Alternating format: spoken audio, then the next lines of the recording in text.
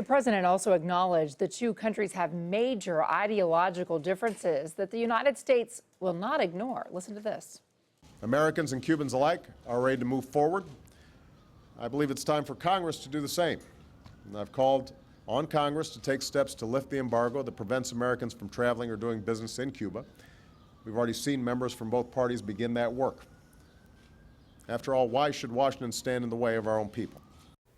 We're joined now by Republican Congresswoman Ileana Ros-Lehtinen from Miami. I know that you grew up in Cuba until, what, about the age of 8, and then moved to Little Havana, and now represent that district as well. You're on the record as being opposed to the normalization of relations here. Can you explain why?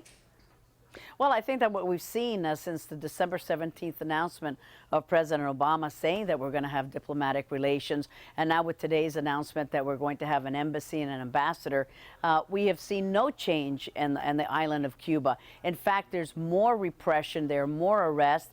I know that the press doesn't like to cover it because no one wants to lose their news perch in Cuba, but in actuality what happened is this Sunday there were over 200 arrests in Cuba of dissident and opposition leaders. And if this is what happens while President Obama is in supposed negotiations, which is really his word for concessions with the Castro regime, then more of the same will happen. So I hope that one day we will have freedom and democracy. But I think that the president is wrong when he says that Congress is standing in the way. In fact, a lot of American businessmen go to Cuba to do a lot of business, especially in the agricultural section. But we're not going to approve money for the embassy, and we're not going to approve a new ambassador for Cuba either. Representative, I understand that a lot of people who came from Cuba share your feelings that they want to see the Castro regime, regardless of whether it's Fidel or now his brother Raul, out of power. But in many places around the world, we have embassies and diplomatic relations with countries that have abominable human rights records, that repress their people on a daily basis. And yet we don't freeze diplomatic relations with them over the arrest of dissidents. Why do you think that that should be the case in Cuba? Well, I'm not an apologist for the Chinese regime, for example. I think it's a horrible government. But you can make the case that there's a lot of economic freedom in China. There is no economic freedom in Cuba. You can't be the owner of any property in Cuba unless you're the regime. If you want to open up a hotel, which many folks from around the world have opened up hotels, it's a great tourist industry in Cuba. You pay the government, the Cuban regime, in dollars, and then the Cuban regime pays the workers who they hire. You cannot hire workers directly. They pay them in pesos, which are practically worthless. So you really have kind of a slave economy that's going on in Cuba. And the president says, look, when you've tried something for so many years and it hasn't worked, let's try something new. The reality is that every other country in the world has been wheeling and dealing and doing unbridled tourism in Cuba for these many years, and they have not brought the Cuban system to a democracy either. So I don't think that it's fair to say that we've got to change our policy with a despotic regime that continues to repress the Cuban people and has no economic opening either. But I guess my point is, if we're doing trade in lots of other countries with despots sitting in leadership positions, why shouldn't we do that with Cuba? I mean, why should Cuba be held to a different standard than the rest of the world? Because of the way that the regime is set up in Cuba. We don't have a one-size-fits-all foreign policy, and we never have. We have different policies for different countries. And when we established that economic embargo, we said we would lift it once we have freedom for the Cuban people. You know, this president doesn't even do anything to get any concessions out of Castro.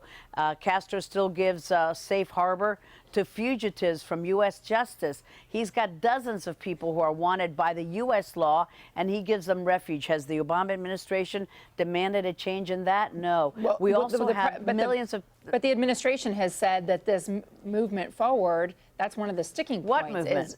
There is no movement forward. That's well, I would say that the president and Raul Castro meeting for the first time in 50 years, the leaders of two nations have met, is movement.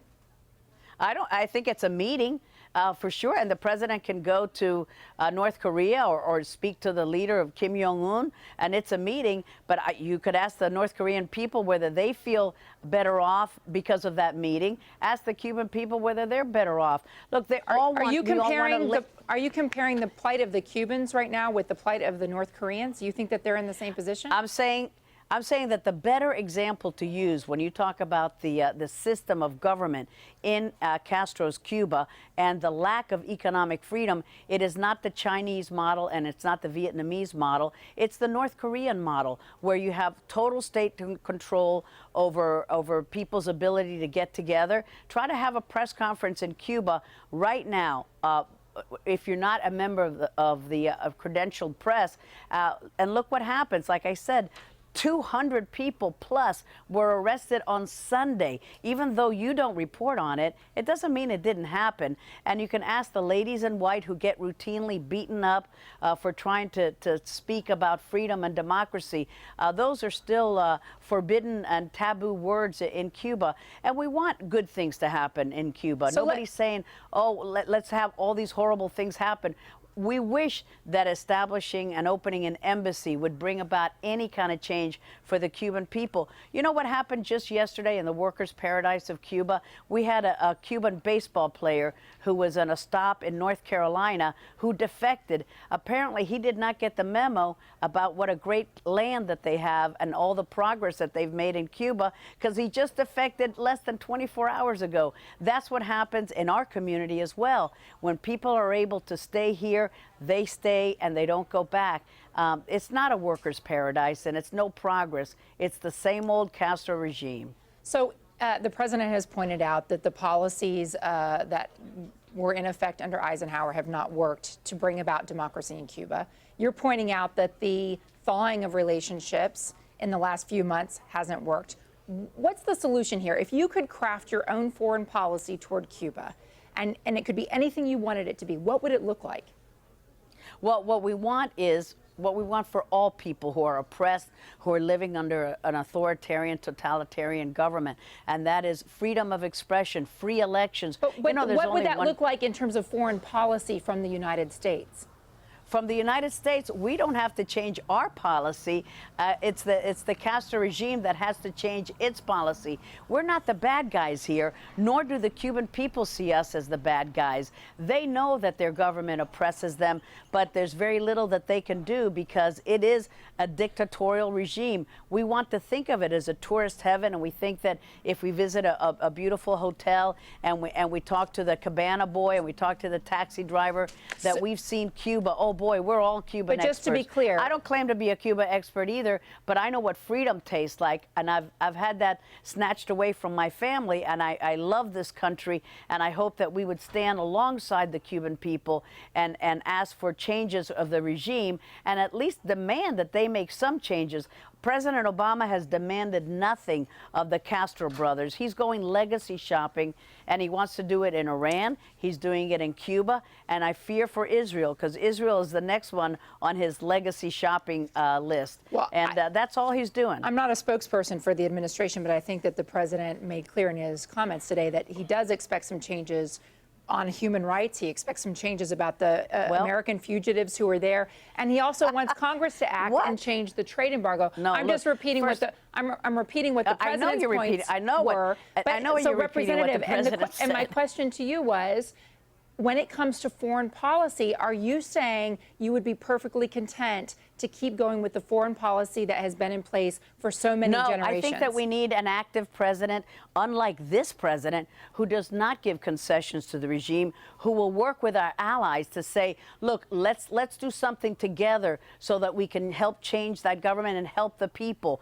What have we done in Iran, for example? We had tough sanctions on Iran. We brought the international community together. Now that is splitting apart. We'll never get those sanctions back in Iran. And with with Cuba, we could have done the same thing, to have a proactive president to say, to work with our allies and say, look, I know that you like cheap, sexy vacations, but there's a lot of suffering going on that you might not see because of the sand in your eyes, but people are suffering. And you know, there's no embargo on food, yet the Cuban people are hungry. There's no embargo on medicine, yet the Cuban people lack medicine. So it's not U.S. policy that has to change. It's the president that we need someone who is more active in the role of freedom and getting tough on dictators and not make concessions after concessions. Congresswoman Lehtinen, thank you so much for joining us. Appreciate Thank your you. time today. No, appreciate it.